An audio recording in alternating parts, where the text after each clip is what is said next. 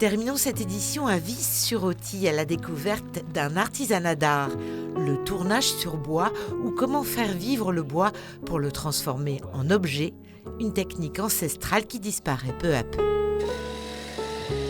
On essaie de faire perdurer un savoir-faire qui est plurimillénaire. Dans le secret de son atelier à domicile, Pierre-Yves pratique le tournage sur bois, un artisanat qui prend ses origines en Égypte en 1300 avant Jésus-Christ. Ce savoir-faire ancestral consiste à donner une forme au bois pour le magnifier en objet. Si on prend ça, c'est un carrelet, il a été déjà formé en beauté des gauchis. Le pied de chaise ou le pied de table, il est déjà dedans. Ce qui compte, c'est avoir des cotes, avoir une image en 3D dans sa tête de ce qu'on veut faire. Et après, ce qui consiste à le trouver, cet objet, c'est aller le chercher à l'intérieur du morceau de bois en utilisant les outils.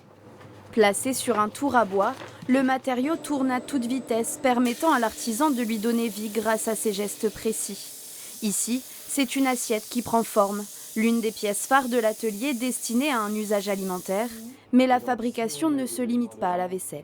Quand c'est du bois brut comme ça, comme cette loupe d'érable, forcément, ça sera un objet destiné à la décoration.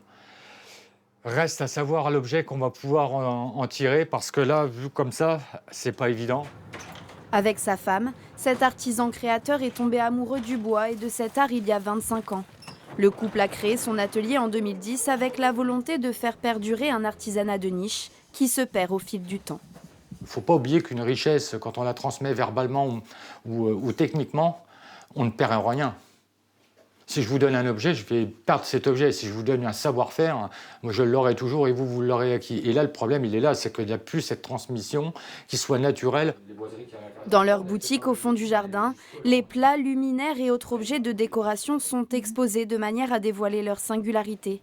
Mais aujourd'hui, les clients ont déserté la boutique et les commandes se font de plus en plus rares. Des gens sont passés et ont acheté un panel d'objets d'un coup d'un seul pour faire des cadeaux. Ça n'existe plus. On y arrive. En tout cas, nous, on ne le voit plus.